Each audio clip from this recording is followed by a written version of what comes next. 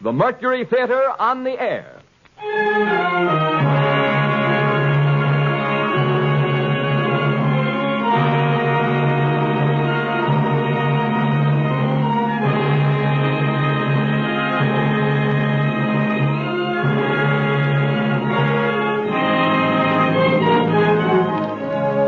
The Columbia Broadcasting System takes pride in bringing you Orson Welles and the Mercury Theater on the air in another broadcast of the unique series which signalizes radio's first presentation of a complete theatrical producing company.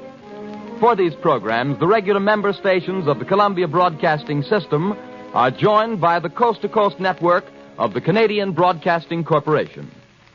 Tonight, the Mercury Theater turns to another of the great narratives and adventure stories of the world of literature, The Count of Monte Cristo by Alexander Dumas.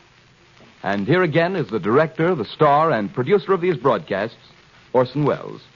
Good evening, ladies and gentlemen. There is no reasonable explanation of Alexander Dumas. He was a rich man. We note with interest that he went bankrupt in the theater. He was a revolutionary. His grandfather was a marquis. His grandmother was a negress. He was born as Napoleon became emperor. He died in poverty as the Germans marched into France. He wrote The Count of Monte Cristo as a newspaper serial, and shortly after the last installment, a ball and a bullfight were organized for him in Seville, and finally in Algiers, the customs men let his baggage through without examination. Such things don't and can't happen today, but then, neither does Alexander Dumas himself, the wildest romance of a man who could and did openly maintain at 70 numerous establishments and a literary factory as well, whose quantitative output is equaled in the arts only by Rubens' studio. There's a good story about what Dumas père told Dumas fils. Father, said the inventor of Camille, I have just read your latest book. Have you, my son, said Dumas père. What's it about? I am not sure I have. It is no secret and no shame either that the Chateau Monte Cristo was haunted by many ghostwriters, and that its owner signed his name to more books than anyone could ever write. It is not expected of Pharaoh that he build with his own hands his own pyramids, and the mere blueprint of one Dumas plot is an airtight alibi for a whole career. Of all these, out of question, the most gloriously complex, possibly the most impossible, a mathematical miracle, as perfect as watchworks and as big as Pittsburgh. Among hundreds, one Dumas plot persists as the most ingenious tall story ever perpetrated by the mind of man. God's vengeance on radio scriptwriters and your indestructible delight in spite of us. Here, then, is a humble 57 minutes worth of The Count of Monte Cristo.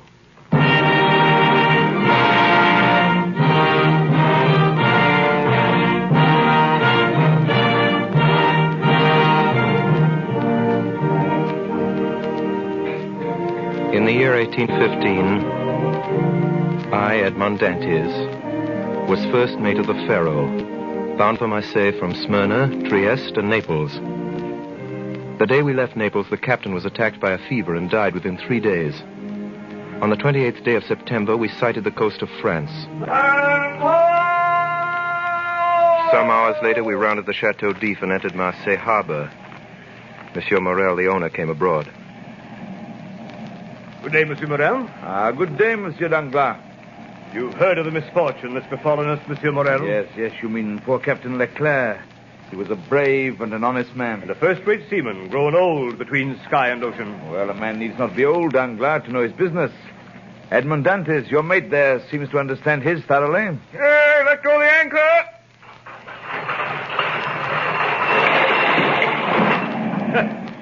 You see, he fancies himself captain already. And so, in fact, he is. Monsieur Morel, at your service. You called me, I think. Yes, Dantes. I'm told you stopped a day and a half at the Isle of Elba. Why? I don't know, sir. You don't know? No, sir. It was to fulfill a last instruction of Captain Leclerc when he was dying. He gave me a packet to be delivered on the island. You did right, Dantes, to follow Captain Leclerc's instructions, though if it were known that you've delivered a packet to the island, it Might get you into trouble. How could it get me into trouble, sir, if I don't even know what it was? I was delivering. Beg your pardon, sir. Yeah, the customs officer's coming alongside. Hey there, lower the companionway. Well, Monsieur Morel? Yes, Monsieur Danglars? Edmond Dantes gave you satisfactory reasons for his landing at Elba? Oh, yes, quite satisfactory. So much the better. Yes, it was Captain Leclerc who gave orders for this delay. Talking of Captain Leclerc, has Dantes given you a letter from him? To me? No, was there one? I believe that besides the packet, Captain Leclerc had confided a letter to his care. Of what packet are you speaking, Danglars? Of that which Dantes left at the Isle of Elba. How do you know he had a packet to leave at the Isle of Elba? I was passing close to the door of the captain's cabin, which was partly open. I saw him give the letter and the packet to Dantes. He didn't speak to me of it, but if there was any letter, he'll give it to me. Danglars, you'll report to the office this afternoon with the bills of lading and the storage plans. Good day. Good day, Monsieur Morel.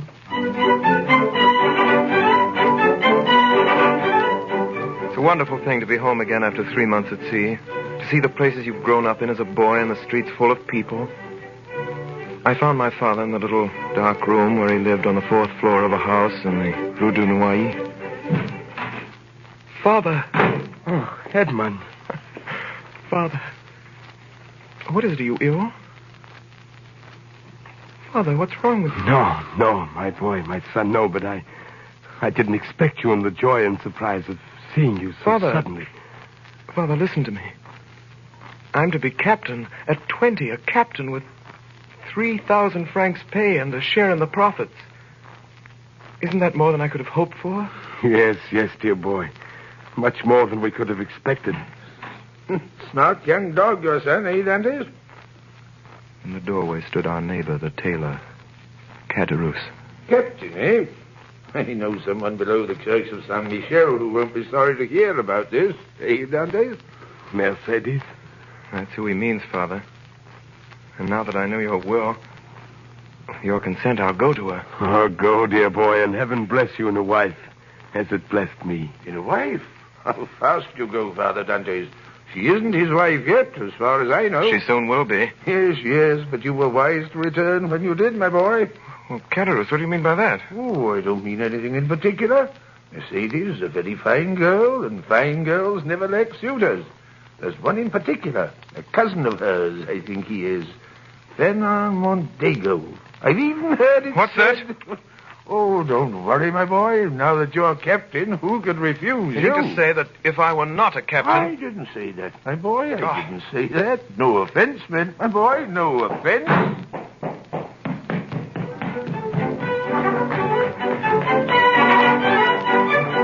I went into the street, down past the church of Saint Michel, into the fisherman's quarter. Mercedes! Mercedes! Edmond, you're back. We were in each other's arms. The burning sun of Marseille covered us with a flood of light. At first I saw nothing but her face raised to mine. The shining eyes, the eager lips. Then suddenly in the room behind us I saw the face of a young man, pale and threatening. And I saw that he had his hand on a knife at his belt. Mercedes, who is this man? Mercedes, I did not expect to meet an enemy here in your house. He is no enemy. This is my cousin. We've been friends since childhood. Fernand is the man whom, after you, Edmond, I love best in the world. Well, give me your hand, Fernand. Is your name Edmond Dantes? Fernand Mondego came forward. For an instant I saw a look of deadly hatred in his eyes. Then quickly, without giving me his hand, he went past us and out into the street.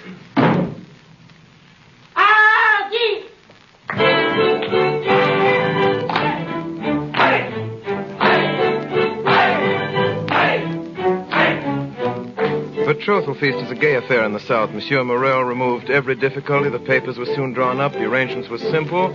Mercedes had no fortune. I had none to settle on her, and the wedding was set for 2. All our friends were there, and the crew of the Pharaoh and Mercedes people from among the fishermen.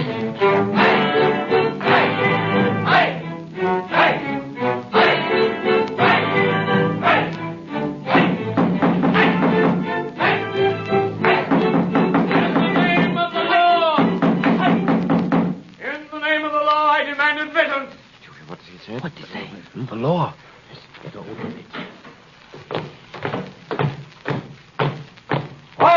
Halt! Who among the persons here assembled answers to the name of Edmond Dantes? I'm Edmond Dantes. What do you want of me? Edmond Dantes, in the name of the law, I arrest you. Arrest me?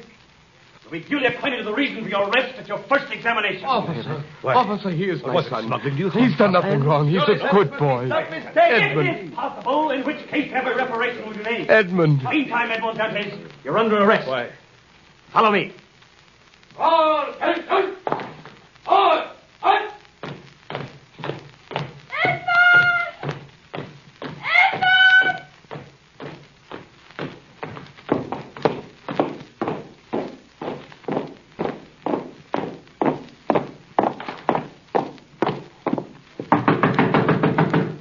Come in.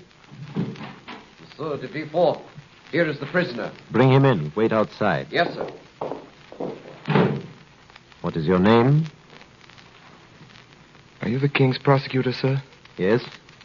Your name? My name is Edmond Dantes. Give all the information in your power. Have you served under the usurper, Napoleon? No, sir. It is reported that your political opinions are extreme. My political opinions? Alas, I never had any opinions. I'm hardly 19, sir. What do you make of this, then? It is a letter, Monsieur Dantes. Well, read it. Monsieur, the king's prosecutor is hereby informed by a friend of the throne and religion that one Edmond Dantes, mate of the ship Pharaoh, arrived this morning from Smyrna after having touched at Naples and the island of Elba. He's been entrusted by the usurper with a letter for the Bonapartist committee in Paris. Proof of this crime will be found on arresting him, for the letter will be found on his person or at his father's or in his cabin on board the Pharaoh. I'm sorry, sir, I don't understand it. Do you know the writing? No, sir. Whoever did it writes well. Now, have you any enemies? Not that I know of, sir. Now answer me frankly. Not as a prisoner to a judge, but as one man to another. Is there any truth in this accusation? Not at all, sir. I swear by my honor as a sailor. Then I told him my story. I told him how Captain Leclerc on his deathbed had entrusted a packet to me and told me with his dying breath to deliver it to the island of Elba. What did you do then? What should I have done, monsieur? What every man would have done in my place. I sailed for the island of Elba. I delivered the packet and was given in return a letter to be delivered to a man here in Marseille. I did it because it was what my captain had told me to do. I landed here yesterday. That is all, sir. I see. Well, that sounds like the truth. Now, give up this letter you have brought from Elba. Give us your word that you will appear if you're called, and go back to your friends. I'm free then, sir? Yes. But first, give me this letter. Well, here you are, sir. Very well. By the way, to whom were you to deliver this letter? To Francois Noirtier of this city. Francois Noirtier? Yes, sir. Why, do you know this man? A faithful servant of the king does not know conspirators. Have you shown this letter to anyone? To no one, sir, on my honor. Nobody knows that you are the bearer of a letter from the Isle of Elba addressed to Francois Noirtier? Nobody, sir, except the person who gave it to me. Why, sir? What's the matter? What's the matter, sir? You give me your word of honor that you are ignorant of the contents of this letter? My word of honor, sir, but what's the matter? You're ill, sir. Shall I call for help? No, stay where you are. It is for me to give orders here, not you. I'm sorry. I am no longer able, as I had hoped, to restore you to liberty. Before doing so, there are formalities to be gone through. I'll try to make them as short as possible. The principal charge against you, as you know, is this letter. And you see what I do with it. You see, I destroy it. Oh, Monsieur de Villefort. Your goodness itself. Now then, do you trust me? Order me, sir, and I'll obey. Listen, this is not an order, but advice that I give you. Yes, monsieur. I shall keep you until this evening here in the Palais de Justice. Yes, sir. Should anyone else question you, don't breathe a word of this letter. I promise. You see, the letter is destroyed. You and I alone know of its existence. So if they question you about it, deny all knowledge of it. I will, sir. It was the only letter you had. It was. Swear it. I swear. Did you ring, monsieur? A guard entered. Villefort whispered something in his ear, to which he replied by a motion of his head. Follow this man, Monsieur Dantès. He has his orders.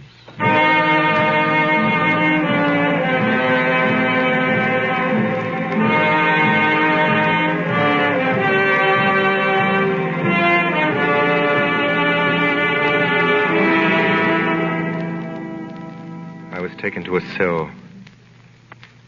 Presently it grew dark.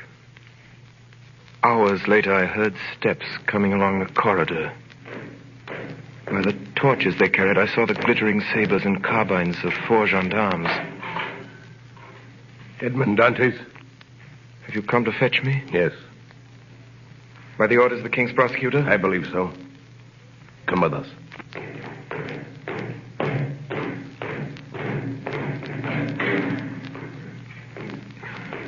Is this carriage for me? It is for you. Get in.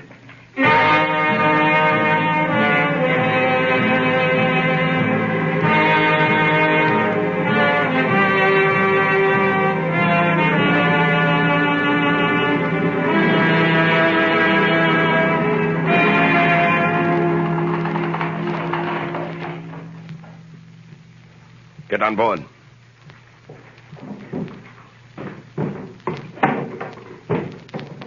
Heave off there!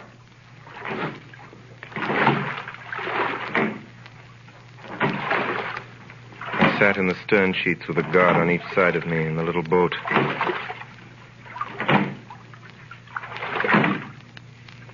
There! King's business! Lower the chain!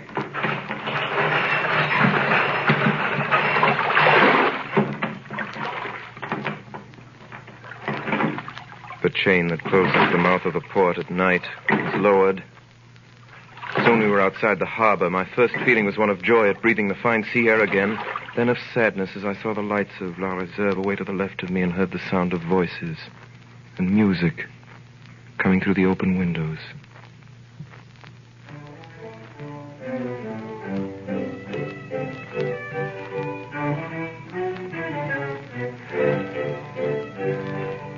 Now we had passed the Tête de Mort. We were in front of the lighthouse. We were about to double the battery. Where are you taking me? You'll soon know. But I want to know... We are forbidden to give you any information.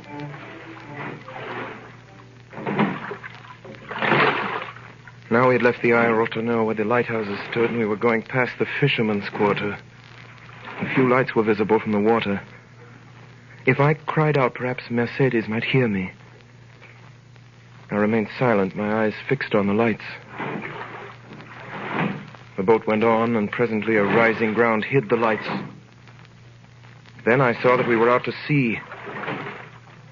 Comrades! For the love of God, tell me where we're going. You're a native of Marseille and a sailor, and yet you don't know where you're going? I have no idea. Well, unless you're blind or have never been outside the harbor, you must know. No. Look around you. Then suddenly, within 100 yards of me in the night, I saw a dark, frowning rock with a tower on it, like a great black scaffold. The Chateau d'If. Quite right, my friend. The Chateau d'If. Help! Help! Let me go! Help! Help! Help! I'm innocent! I'm innocent! I'm innocent! I'm innocent!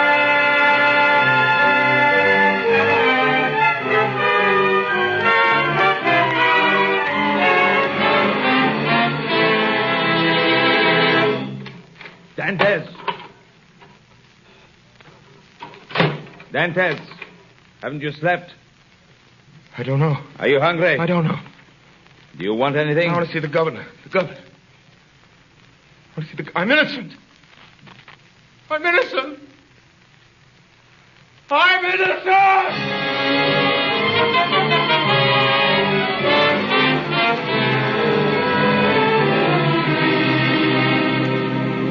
Another day. Another eternity. I threw out my food onto the floor. I walked round and round the narrow cell like a wild beast in its cage. I tore up the straw of my mattress. Dantes! Well, Are you reasonable today? I want to see the governor. I've told you that's impossible. Why is it impossible? It's not allowed. I want to see the governor. Take my advice, my friend. Don't brood over what's impossible. You'll go out of your head. You think so? We had an instance of it here in this cell. A priest who was here before you. He kept offering the governor 1 million francs for his freedom.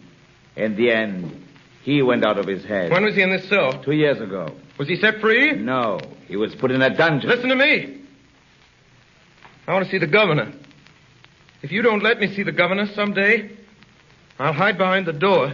And when you come in, I'll dash your brains out with a stool. That's, Hey, put that stool down. Are you going to let me see the governor? Put it down. Put that stool down. Put it down. Well, do I see the governor? Yes. You shall see the governor at once. That's better. It's better. Hurry. Hurry!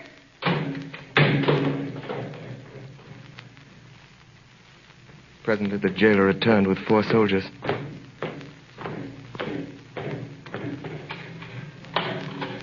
By the governor's orders, take the prisoner to the floor below. The dungeon, then? That's right. We put madmen with madmen. You don't understand it. I tell you I'm innocent. I'm innocent. I'm innocent!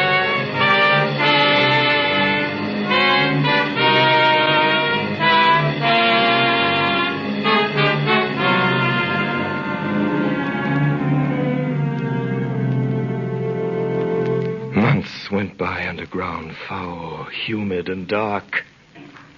Every day, twice a day, morning and evening, the jailer came to my cell and put down the vile food and went away without speaking to me. My hair and nails had grown long, and my skin was white as a leper's. I'd been proud the first months. Now I began to beg. I begged to be moved from this dungeon to another. I begged to be allowed to walk about. I begged for books. Nothing was granted. I spoke to the jailer when he brought me my food. He rarely answered me. But to speak to a man, even though mute, was something. I tried to speak when alone, but the sound of my own voice terrified me. After what must have been 3 or 4 years, the governor of the Chateau d'If was transferred.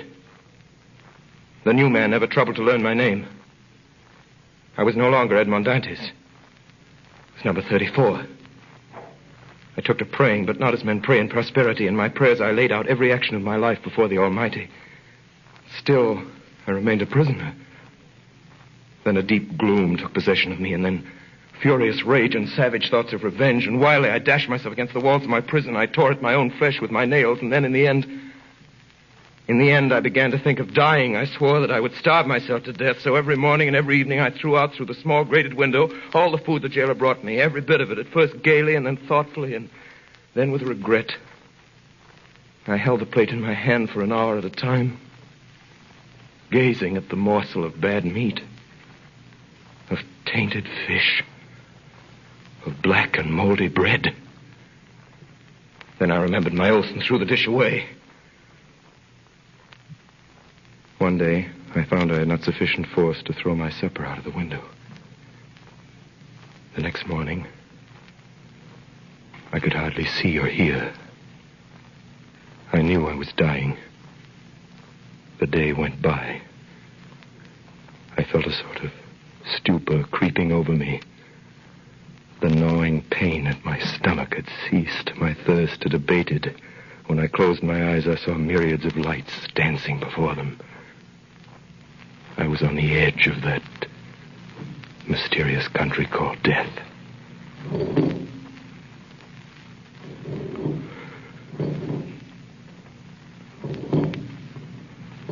Suddenly, a little after dark, I heard a hollow sound in the wall against which I was lying. I sat up and listened. It was a continual scratching, as if made by a huge claw or some iron instrument scraping against the stones. Then all was silent. Soon afterwards it began again, nearer and more distinct.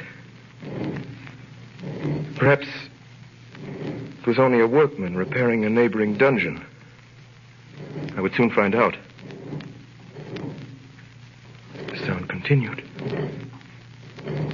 With my earthenware jug, I knocked against the wall where the sound came.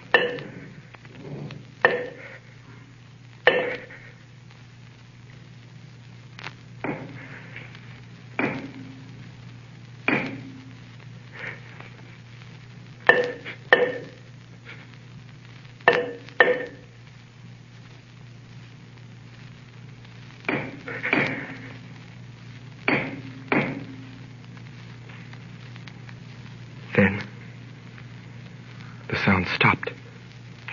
The night passed in complete silence. I never closed my eyes. 3 days passed. 3 long days. And never a sound. At last, on the 4th evening, whoever it was quite close to me now. I wanted desperately to help him. But I had nothing, no knife or sharp instrument. I smashed my earthenware jug. That night I moved my bed out from the wall and started to scrape the plaster with a piece from my broken jug. Soon the fragments of plaster began to fall away. In 3 days I uncovered a large stone. The next day about noon the stone began to move. Oh, my God, don't fail me now. My God. Who talks of God in this place? Speak again. In the name of heaven. Speak. Who are you? A prisoner. Of what country? A Frenchman. Your name? Edmond Dantes. How long have you been here? Since the 28th day of February, 1815. Your crime? I'm innocent. And you? Who are you?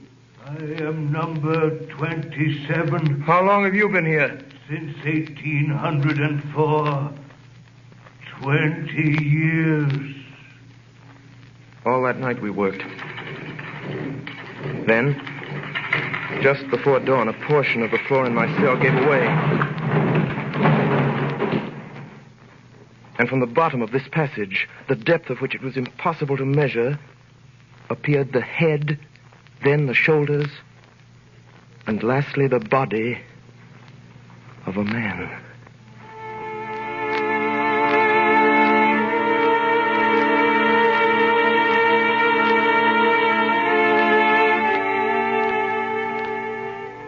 To this man, I owe all that I possess, all that I know, all that I've become.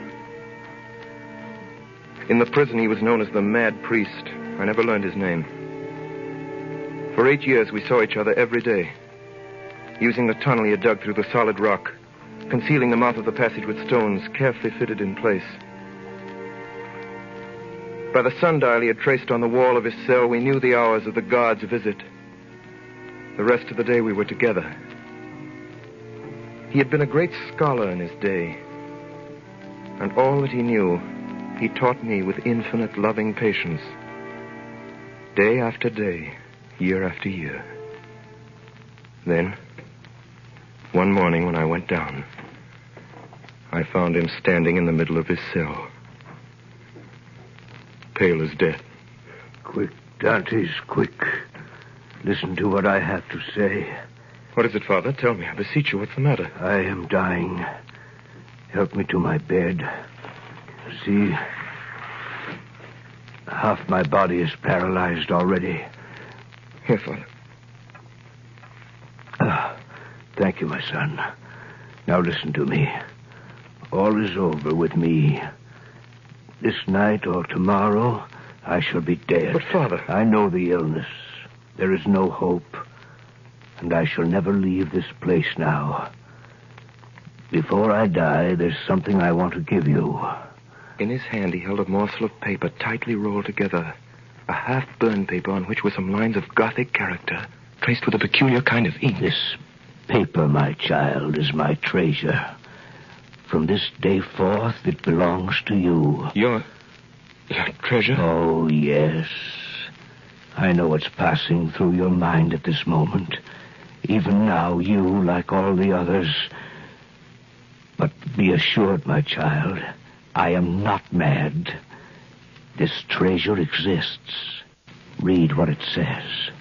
This treasure, which may amount to declared April 14. You see? I see nothing but broken lines and unconnected words. Yes. To you who read them for the first time. But to me, who have grown pale over them by many nights' study, who have reconstructed every phrase, completed every thought. Have you ever heard of the great Spada treasure? I've heard sailors talk of it, yes. For 10 years, I worked for the house of Spada. That paper you have is what is left of the will of Cardinal Spada, murdered by Roderick Borgia. Now, take this and put the two pieces together and read. The 25th day of April, 1498, being invited to dine by His Holiness Alexander VI, and fearing for my life, I declare to my nephew Guido Spada, my sole heir, that I have buried in a place he knows, in the caves of the island of Monte Cristo, all I possessed of ingots, gold, money, jewels, and diamonds, which treasure may amount to nearly 2 million of Roman crowns, which you will find in the farthest angle of the island cave. And this treasure I bequeath and leave entire to him as my sole heir, Rodrigo Spada. 10 million crowns. Yes, 100 million francs of our money. Think of the good a man could do in the world with 100 million francs. Yes. And now, I am dying. With my dying breath, I leave this treasure to you. Pray God you'll be more fortunate than I. But I have no right to it, sir. You are my son, Dantes. You are the child that God sent to console me in my captivity.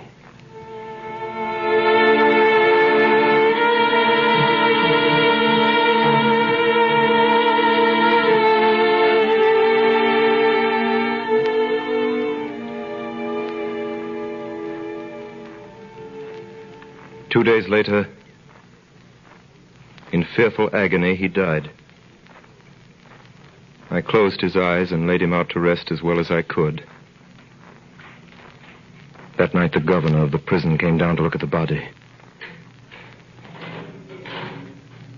Well, the madman's gone to look after his treasure. With all his millions, he hasn't enough to pay for a shroud, eh?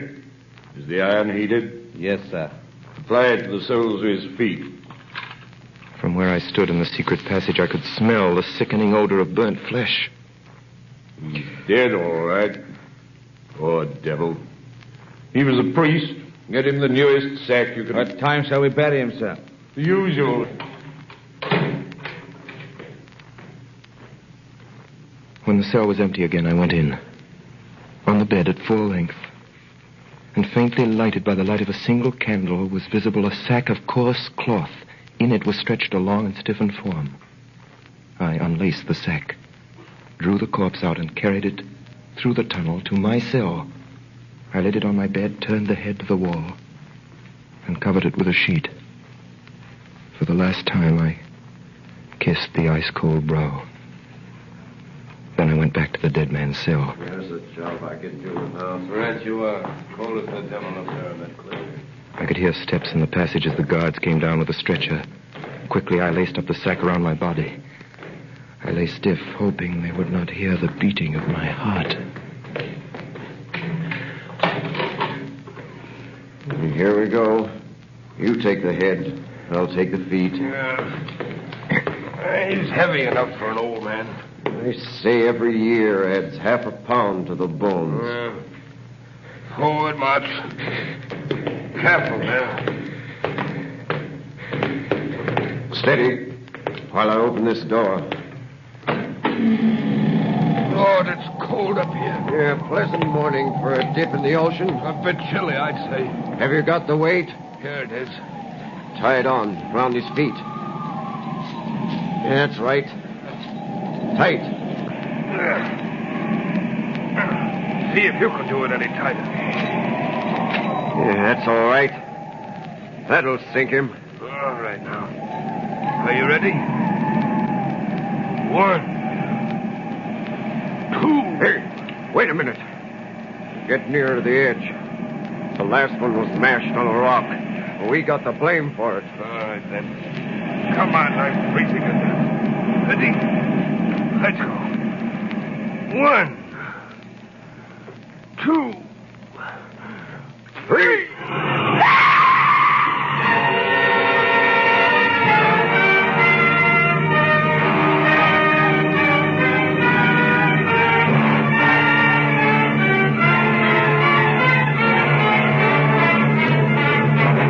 You are listening to the CBS presentation of Orson Welles and the Mercury Theater on the Air in Alexander Dumas' Count of Monte Cristo.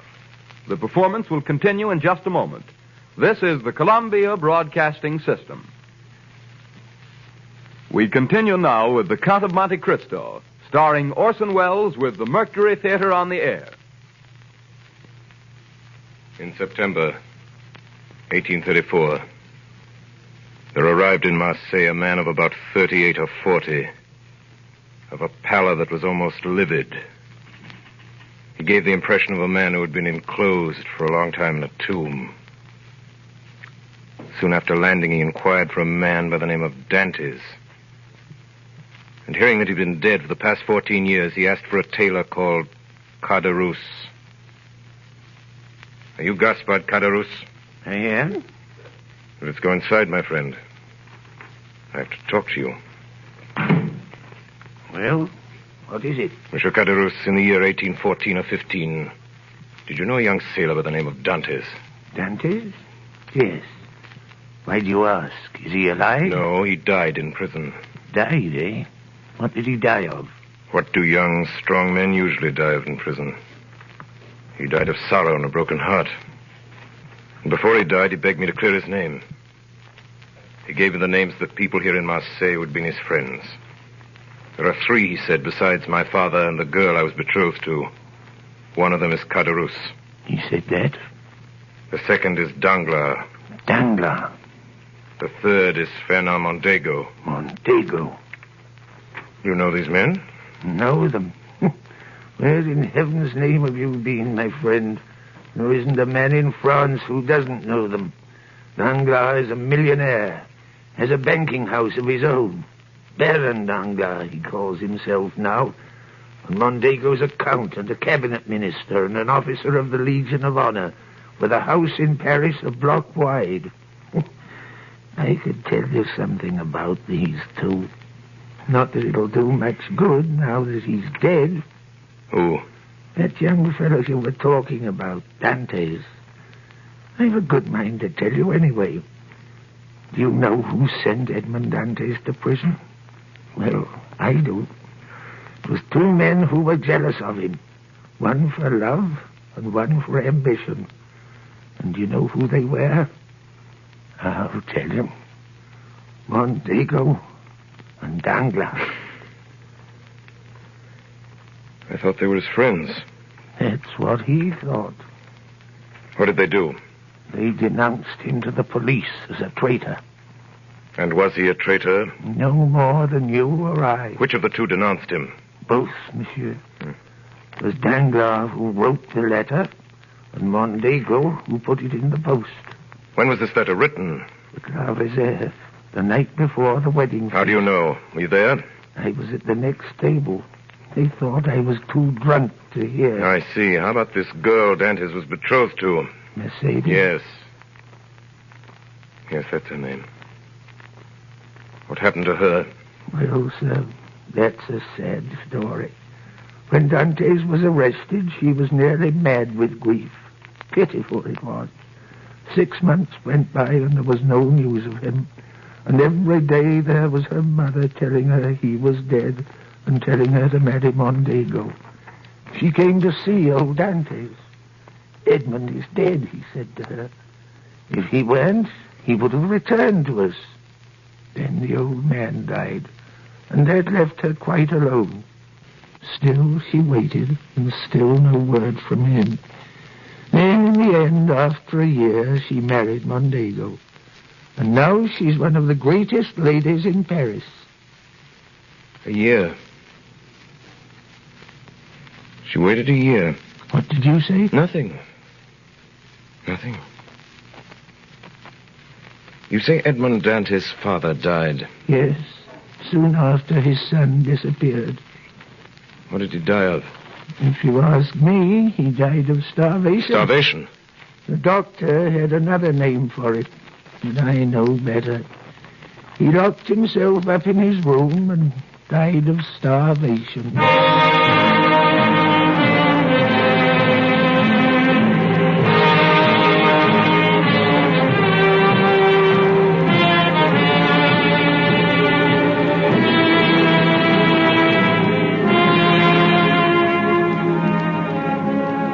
Later that day, the stranger appeared at the Palais de Justice and asked to see the prison records for the year 1815. He obtained permission to go through the case of a certain Edmond Dantes, imprisoned that year and subsequently reported as dead. He found everything arranged in due order: the denunciation, examination, and the magistrate's marginal notes. He read the examination and noted with surprise that the name of Francois Noirtier, to whom the fatal letter had been addressed, never once appeared in it.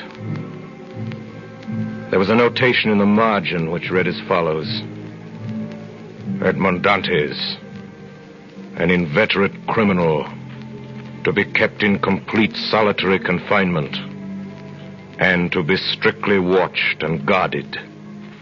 It was signed de Villefort. Below, in another hand, was written, prisoner killed while attempting to escape.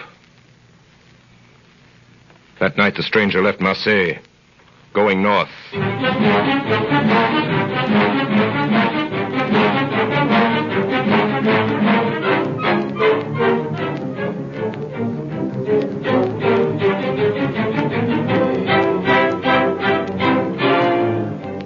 Villefort, Mondego, Danglars, Villefort, Mondego, Danglars. Find out everything there is to know about them. Every move they've made. Every word they've said. Every line they've written. Yes, sir. Find out about their homes, their wives, their children, their friends. Yes, sir. Find out where they got their power, how they made their money, whom they robbed, whom they cheated, whom they murdered.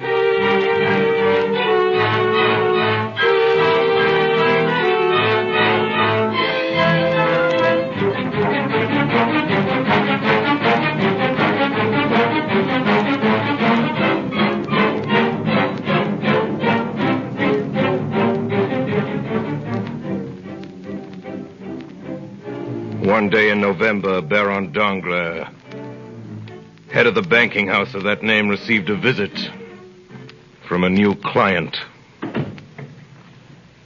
Monsieur le Baron Danglars. I have the honor of addressing the Count of Monte Cristo. You have, sir. Have you been in Paris long, sir? Since this morning. I have a letter here, sir, from the firm of Thompson and French in Rome. A letter of credit in your name. Good.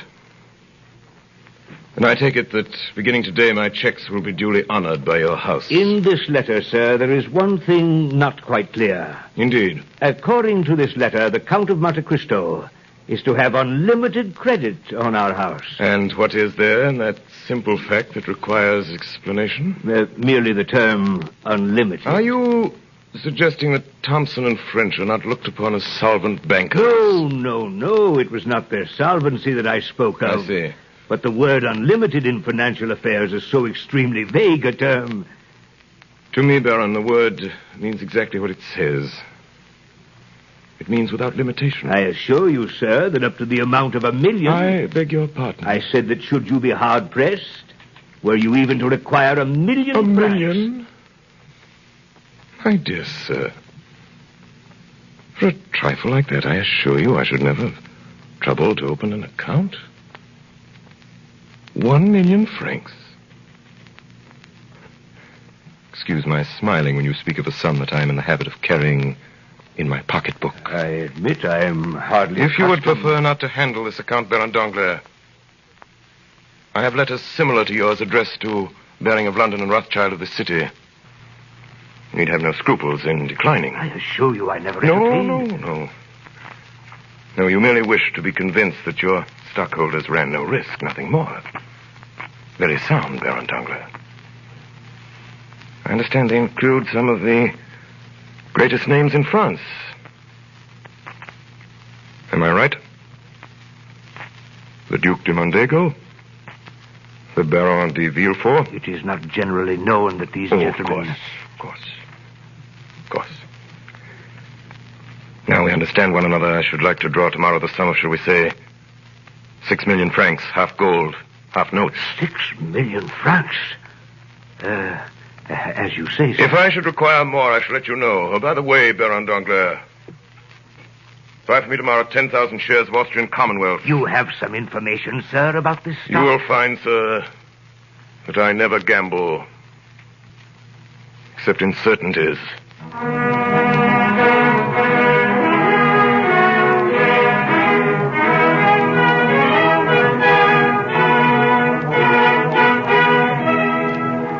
Rarely has Paris been more intrigued than it was that winter by the mysterious Count de Monte Cristo. Of his title, nothing was known save that he derived it from a small, uninhabited island off the coast of Corsica. The source of his fortune was equally obscure, yet his wealth seemed inexhaustible.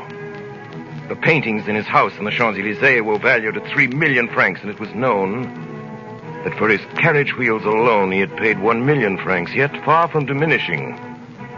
By the middle of December, successful speculation had increased his deposit at Danglars' bank from 4 to nearly 6 million francs. At the end of December, a ball was given by the Count and Countess de Mondego.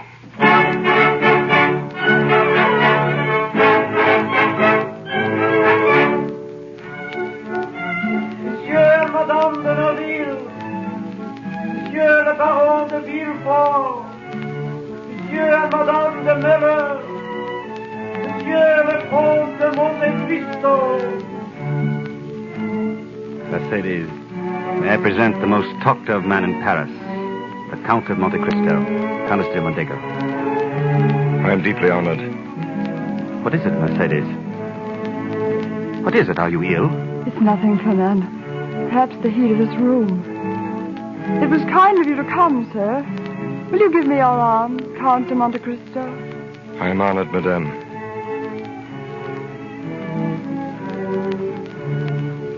Is it true, Count, what everyone is saying about you in Paris, that you've seen so much, traveled so far, and suffered so deeply? I have suffered deeply, madame. But now you are happy? No doubt, since no one hears me complain. And your present happiness, has it softened your heart? My present happiness does not equal my past misery. Are you not married? I married. No, madame. You are alone, then? I am alone. You have no sister, no father? I have none. How can you exist thus, without anyone to hold you to life? Madame, long ago, I loved a girl. I was on the point of marrying her, madame, when we were separated. I thought she loved me well enough to wait for me, and even to remain faithful to my grave. When I returned, she was married. Perhaps my heart was weaker than that of most, and I suffered more than they would have in my place. That's all, madame. You've still preserved this love in your heart. It is true, one can love only once. Did you ever see her again? Never. And you have forgiven her for all she has made you suffer?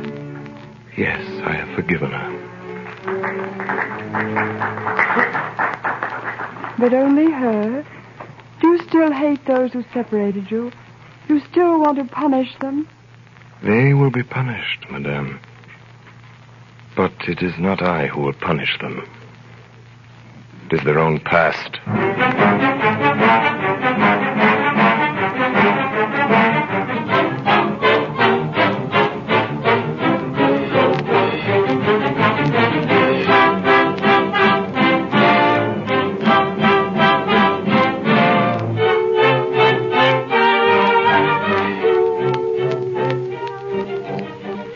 Danglars, Villefort, Mondego. What have you found out about these men? Danglars. Danglars, native of Marseille. Banker, 3 times bankrupt. Convicted of using charity funds. Yes. Recently suspected of plunging heavily with borrowed funds. Villefort, native of Marseille. Formerly King's agent in that city, where he acted as Bonaparte's spy under the name of Francois Noirtier. Known to accept bribes. At present, Prosecutor General at King's Court. Said to speculate heavily with Danglars' bank. Mondego, native of Marseille. Dismissed from naval service for theft. Tried for murder, 1816. Deserted French army, 1824. 1828, betrayed Ali Pasha to Turks for 2 million piastres. Believed involved heavy losses Danglars' bank.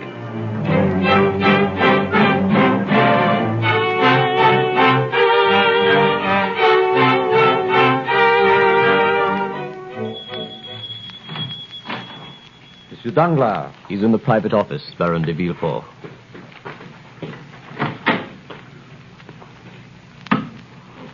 Good morning, Villefort. Hello, Mondego. You're late, Villefort. What is it, Danglars? You sent for me in court. I hope it's something good this time. We need it. Just arrived, a private message to the Count of Monte Cristo from Thompson and French, Rome.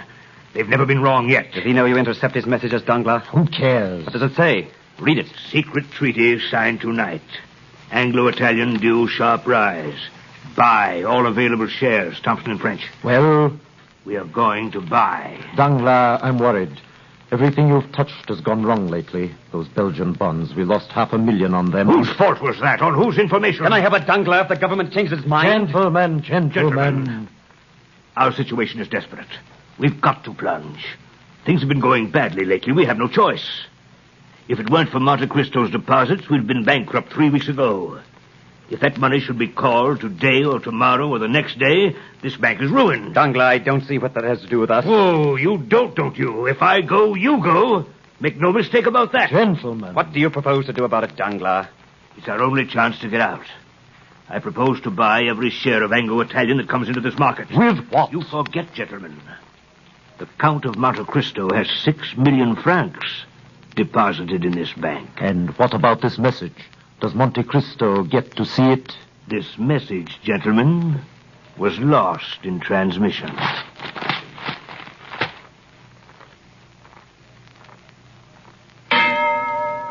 Shares of Anglo-Italian. 102. 104. 200 Anglo-Italian. 105. 110. Sold. 500 Anglo-Italian. 110. 115. 117. 125. Sold.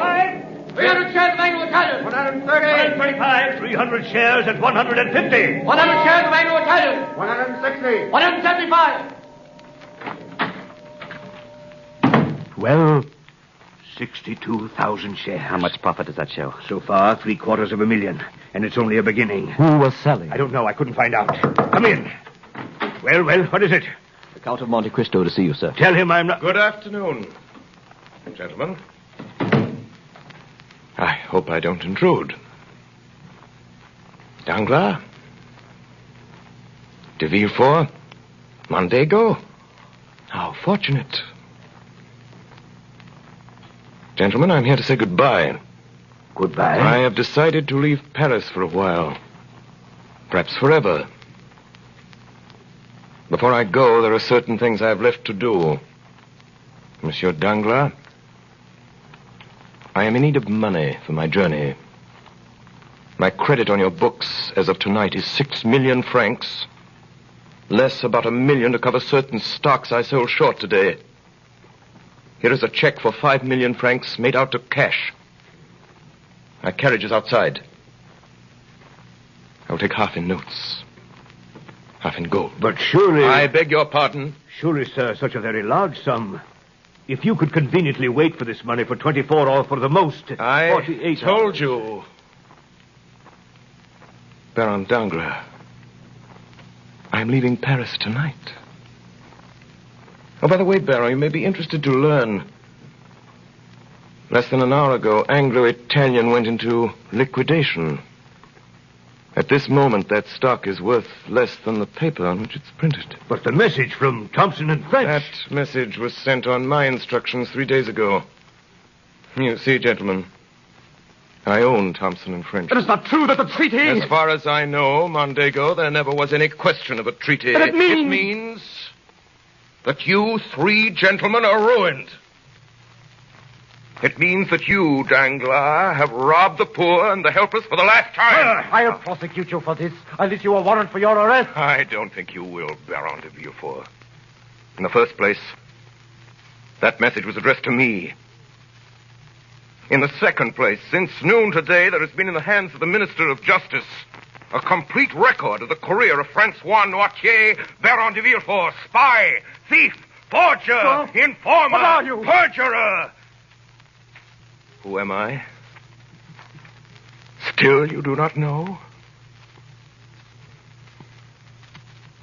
I know you very well, Fernand Mondego. And tomorrow all Paris will know you for what you are. Deserter. Traitor. Murderer. Who are you? What have we done to you? You condemned me to a slow, horrible death. You killed my father. You deprived me of love, of freedom, of happiness. Stop! In God's name, who are you? I am the specter of a wretch you buried in the dungeons of the Chateau d'If. You guess it now, do you not? Or rather, you remember it.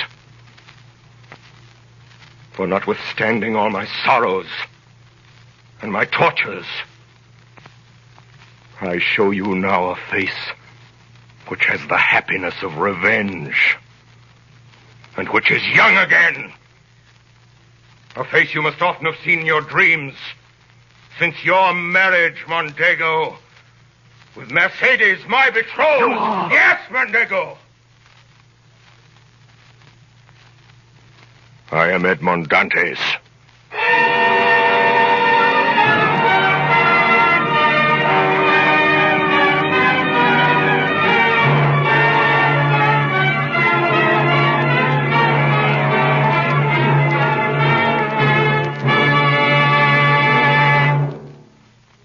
Tonight, the Columbia Broadcasting System, through its affiliated stations coast to coast and the network of the Canadian Broadcasting Corporation, has brought you a performance of Alexander Dumas' great adventure story, The Count of Monte Cristo, as dramatized in the first-person singular by Orson Welles and played by the Mercury Theater on the air.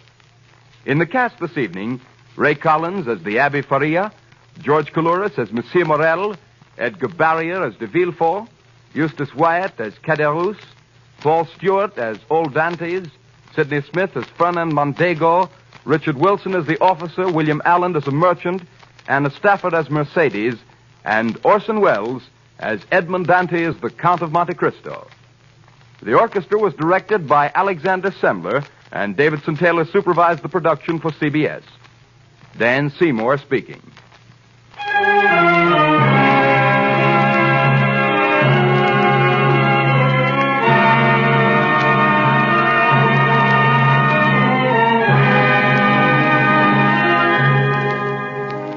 Next week at this same time, another great narrative brought to life by Orson Welles and the Mercury Theater on the air. The Man Who Was Thursday by G.K. Chesterton. This is the Columbia Broadcasting System.